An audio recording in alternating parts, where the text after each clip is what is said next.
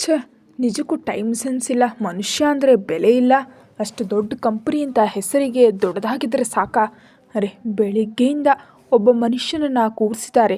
ಕನಿಷ್ಠ ಆಗಲ್ಲ ಅಂತನೋ ಅಥವಾ ಹೋಗಿ ಅಂತಾನೋ ಹೇಳಬೇಕಲ್ವಾ? ಇನ್ನು ಆ ಕೃಷ್ಣ ಅವರು ಬರೋವರೆಗೆ ಎಷ್ಟು ಮಾತು ಹೇಳಿ ಮರ್ಯಾದೆಯಿಂದ ಮಾತಾಡ್ಸಿದ್ರು.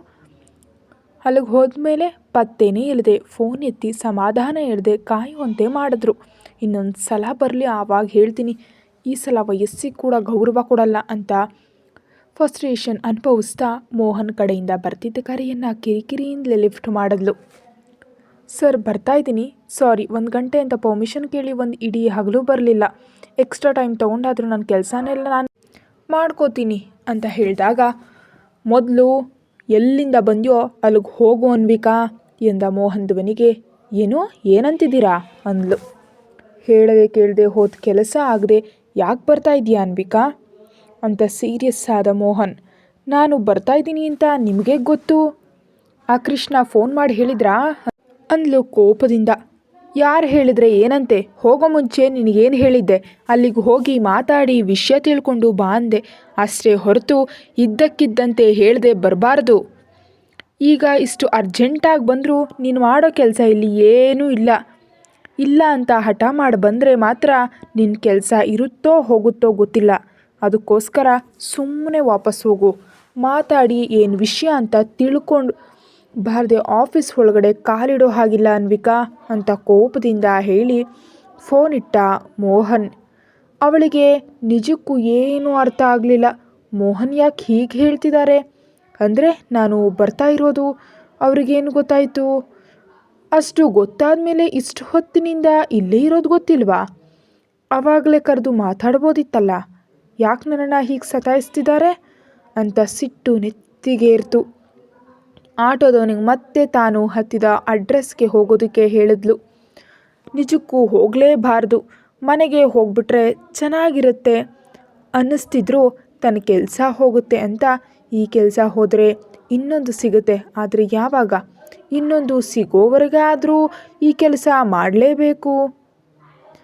ಇಂಥ ಆಫೀಸ್ನಲ್ಲಿ ಕೆಲಸ ಮಾಡೋದಕ್ಕಿಂತ ಬಿಡೋದೇ ಲೇಸು. ನಾಳೆಯಿಂದ ಬೇರೆ ಎಲ್ಲಾದರೂ ಕೆಲಸಕ್ಕೆ ಟ್ರೈ ಮಾಡಬೇಕು ಅಂತ ಕೋಪದಿಂದ ಅಂದ್ಕೊಳ್ಳುತ್ತಾ, ಯಾರ ಪಂಥ ಅವರದ್ದು, ಯಾರ ಮಾತು ಅವರದ್ದು, ಯಾರ ಅಧಿಕಾರ ಆರ್ಡರ್ಗಳು ಅವರದ್ದು. ಇಲ್ಲಿ ತನಗೆ ಆತ್ಮಾಭಿಮಾನ ಇರುತ್ತೆ ಅನ್ನೋದು ಅವರಿಗೆ ತಿಳಿಯಲ್ವಾ? ಯಾಕೆ ಬಂದೆ ಅನ್ನೋ ಕಾರಣ ತಿಳಿಯದೆಯೇ ಹಾಗೆ ಕೂರಿಸ್ಬಿಟ್ರು. ಕನಿಷ್ಠ ಒಂದು ಮಾತಿಗೆ ಬಂದು ಮಾತಾಡಿಸ್ಲಿಲ್ಲ. ಇನ್ನು ನಾನು ಯಾಕಿರಬೇಕು? ನನಗೇನು ಅವಶ್ಯಕತೆ?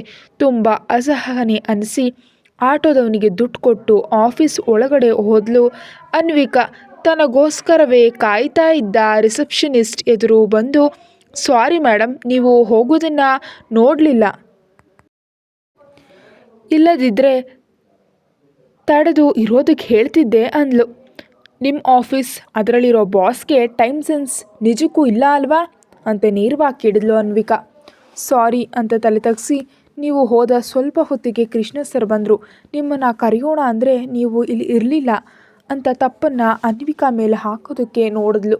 ಆದರೆ 9 ಗಂಟೆಗೆ ಬರೋಕ್ಕೆ ಹೇಳಿ 2 ಗಂಟೆವರೆಗೂ ವಿಷಯ ತಿಳಿಸ್ದೇ ಇರೋದು ಯಾರ ತಪ್ಪು ಅಂತ ಕೇಳಿದ್ಲು. Sorry madam, I am really very sorry ಅಂದು ಹೇಳಿ ಪಕ್ಕಕ್ಕೆ ಸರಿದ್ಲು. ಅಷ್ಟರಲ್ಲಿ ಲಿಫ್ಟ್ ಇಳಿದು ಬರ್ತಾ ಇದ್ದ ಕೃಷ್ಣರನ್ನು ನೋಡಿ ಮುಖ ಸಿಂಡರಿಸ್ಕೊಂಡ್ಳು. ಸಾರಿ ಅಮ್ಮ, ಸಾರಿ, ನಿಜಕ್ಕೂ ಟೈಮ್ ಇರಲಿಲ್ಲ. ಸರ್ ಸ್ವಲ್ಪ ಬ್ಯುಸಿಯಾಗಿದ್ದರು. ಆ ವಿಷಯ ನಿನ್ನ ಹತ್ರ ಹೇಳಬೇಕು ನನಗೆ ಸಾಧ್ಯ ಆಗಲಿಲ್ಲ, ಕ್ಷಮಿಸು ಅಂತಿದ್ರೆ. ನೀವು ಹಿರಿಯರು, ಹೀಗೆ 10 ಸಲ ಕ್ಷಮಿಸಿ ಅಂತ ಕೇಳಬೇಡಿ. ನಾನೇನೋ ತಪ್ಪು ಮಾಡಿದ್ದೀನಿ ಅಂತ ಅನಿಸುತ್ತೆ ಅಂತ ಕಿರಿಕಿರಿಯಿಂದ ಹೇಳಿ ಕೃಷ್ಣ ತೋರಿಸ್ತಿದ್ದ ಲಿಫ್ಟ್ ಹತ್ತಿದ್ಲು. ಎಷ್ಟು ಸಲ ಫೋನ್ ಮಾಡಿದೆ? 1 ಸಲ ಲಿಫ್ಟ್ ಮಾಡಿ ಹೇಳಿದರೆ ನಾನು ಇರ್ತಿದ್ದೆ ಅಲ್ವಾ? ನನಗ್ಯಾಕೆ ಆ ಕಡೆ ಈ ಕಡೆ ತಿರುಗೋದು? ಟೈಮ್ ವೇಸ್ಟ್ ಅಷ್ಟೇ. ಯಾರನ್ನಾದರೂ ಕರೆಸಿ ಹೀಗೆ ಮಾಡ್ತಾರಾ? ನನ್ನಂಥ ಸಾಧಾರಣ ಹುಡುಗಿ ಆಗಿದ್ದಕ್ಕೆ ಅಲ್ವಾ ಹೀಗೆ ಕೇರ್ ಮಾಡಲಿಲ್ಲ? ಸ್ವಲ್ಪ ಬೇಸರದಿಂದಲೇ ಕೇಳಿದ್ಲು ಅನ್ವಿಕಾ. ನಿಜವಾಗಿಯೂ ಕ್ಷಮಿಸಮ್ಮ, ಒಂದೊಂದು ವಿಷಯದಲ್ಲಿ ತುಂಬ ಸ್ಟ್ರಿಕ್ಟ್ ಆಗಿರ್ತಾರೆ, ಆದರೆ ಕೆಲವು ವಿಷಯಗಳಲ್ಲಿ ನಾವು ಹೇಳೋದನ್ನೇ ಕೇಳಿಸ್ಕೊಳ್ಳಲ್ಲ ಅಂದರು. ಅಷ್ಟು ಅವಶ್ಯಕತೆ ಇಲ್ಲದಿದ್ದಾಗ ಯಾಕೆ ಕರೆಯೋದು ಅಂತ ಅನ್ವಿಕಾ ಕೇಳ್ತಾ ಲಿಫ್ಟ್ ಓಪನ್ ಆಯಿತು.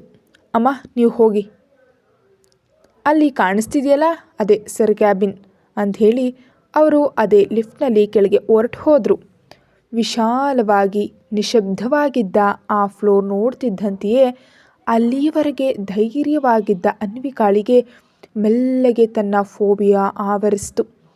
ತನ್ನ ಮೆದುಳು ಯಾವುದೋ ನೆಗೆಟಿವ್ ವೈಬ್ ಸೆನ್ಸ್ ಮಾಡ್ತಿದೆ. ಹೃದಯ ಬಡಿತ ಹೆಚ್ಚಾಯಿತು. ಮೆಲ್ಲಗೆ ಒಂದೊಂದೇ ಹೆಜ್ಜೆ ಇಡ್ತಾ ಹೋಗ್ತಿದ್ದ ತನ್ನ ಮೈ ತನ್ನ ಸ್ವಾಧೀನದಲ್ಲಿ ಇಲ್ಲದಂತೆಯೇ ಆಗ್ತಾ ಇದೆ.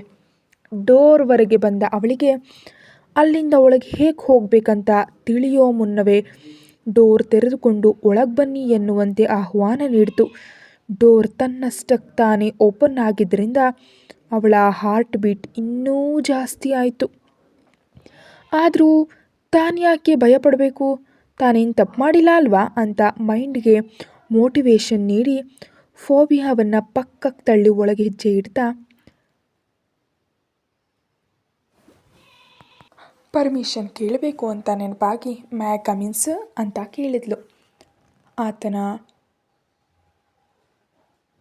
ಹುದ್ದೆಗೆ ಗೌರವ ಕೊಡುತ್ತಾ ಎಸ್ ಕಮಿನ್. ಆತನ ಲುಕ್ ಮಾತ್ರವಲ್ಲ, ವಾಯ್ಸ್ ಕೂಡ ಪವರ್ಫುಲ್ ಆಗನಿಸ್ತು. ಒಳಗೆ ಹೋದ್ಲು. ಅವಳ ಕಡೆ ನೋಡದ ಆತ ಸಿಟ್ ಅಂದ ಒಂದೇ ಮಾತಿನಲ್ಲಿ. Arjun, CEO of RK companies. ಎದುರಿಗಿದ್ದ ನೇಮ್ ಬೋರ್ಡ್ ನೋಡ್ತಾ ಈತನ ಹೆಸರು ಅರ್ಜುನ ಅಂದ್ಕೊಳ್ತಾ ಚೇರ್ನಲ್ಲಿ ಕೂತು ಬ್ಯಾಗನ್ನು ಗಟ್ಟಿಯಾಗಿ ಹಿಡ್ಕೊಂಡ್ಲು ಅನ್ವಿಕಾ.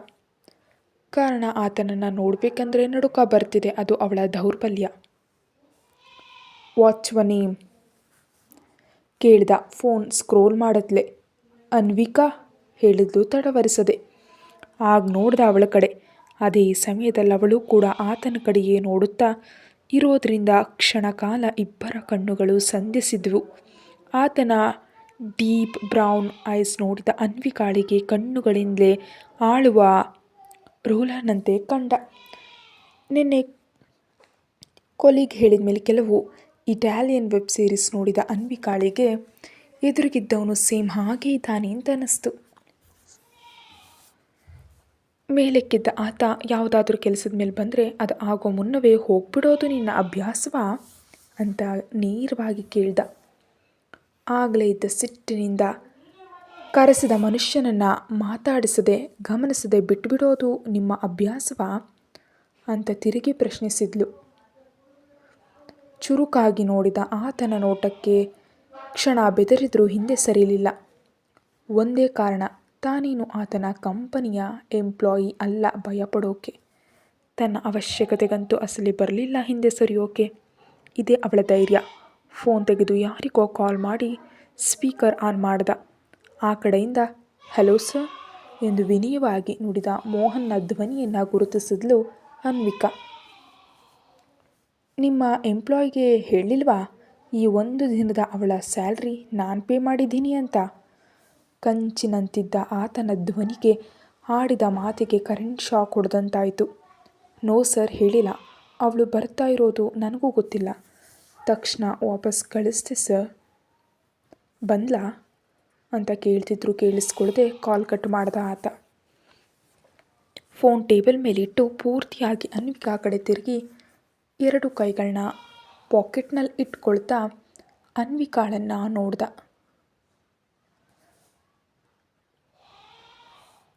ಮೆರೂನ್ ಕಲರ್ ಚೂಡಿದಾರ್ನಲ್ಲಿ ಸಿಂಪಲ್ ಆಗಿದ್ದಾಳೆ. ಮೇಲೆ ಕ್ಲಿಪ್ ಹಾಕಿ ಲೂಸಾಗಿ ಹೆಣೆದ ಜಡೆ ಅವಳು ಕೂತಿದ್ರಿಂದ ನೆಲವನ್ನು ಮುಡುತ್ತಿದೆ. ಕೈಯಲ್ಲಿದ್ದ ಹ್ಯಾಂಡ್ ಬ್ಯಾಗ್ ನೋಡುತ್ತಾ ಮೇಲಕ್ಕೆ ಹರಿಸಿದ ಆತನ ನೋಟಗಳು ಬಿಲ್ಲುಗಳಂತಿರೋ ಹುಬ್ಬುಗಳ ಮಧ್ಯೆ ಪುಟ್ಟ ನಕ್ಷತ್ರದಂತಹ ಸ್ಟಿಕ್ಕರ್, ಮೂಗಿಗೆ ಚಿಕ್ಕ ಗೋಲ್ಡ್ ಮೂಗುತಿ, ಕ್ಯೂಟ್ ಆಗಿರೋ ಲಿಪ್ಸ್ ಸ್ಟ್ರಾಬೆರಿಯನ್ನು ನೆನಪಿಸ್ತಿದ್ರೆ ಅಲ್ಲಿಂದ ಕೆಳಗಿಳಿಸಿದ ಆತನ ನೋಟಗಳು ಮತ್ತೊಮ್ಮೆ ಅನ್ವಿಕಾಳನ್ನು ಸ್ಕ್ಯಾನ್ ಮಾಡ್ತಿದ್ರೆ ಅವಳಿಗೆ ತುಂಬ ಕೋಪ ಬಂತು. ಯಾಕೆ ಕರೆಸಿದ್ರಿ ಅಂತ ಹೇಳ್ತೀರಾ ಅಂದ್ಲು. Just shut up. ಕೇಳಿಲ್ವಾ ನಿಮ್ಮ ಮ್ಯಾನೇಜರ್ ಮಾತು? ಈ ದಿನ ನಿನಗೆ ಸ್ಯಾಲ್ರಿ ನಾನು ಪೇ ಮಾಡಿದ್ದೀನಿ. ಊಹಿಸೋಕು ಎಷ್ಟು ಅಂತ ಕೇಳ್ತಿದ್ರೆ ಯಾಕೆ ಪೇ ಮಾಡಿದ್ರಿ ನೀವು ನಿಮ್ಮನ್ನು ಪೇ ಮಾಡೋಕ್ಕೆ ನಾನು ಕೇಳಿದ್ನಾ ಅಂತ ಅಷ್ಟೇ ತೀಕ್ಷ್ಣವಾಗಿ ಕೇಳಿದ್ಲು. ಒಂದು ಹೆಜ್ಜೆ ಮುಂದೆ ಬಂದ, 2 ಹೆಜ್ಜೆ ಹಿಂದೆ ಹೋದ್ಲು ಅನ್ವಿಕಾ. ಈ ಬಾರಿ ಮೆಲ್ಲಗೆ, ಯಾಕೆ ಕರೆಸಿದ್ರಿ ಅಂತ ಹೇಳಿ.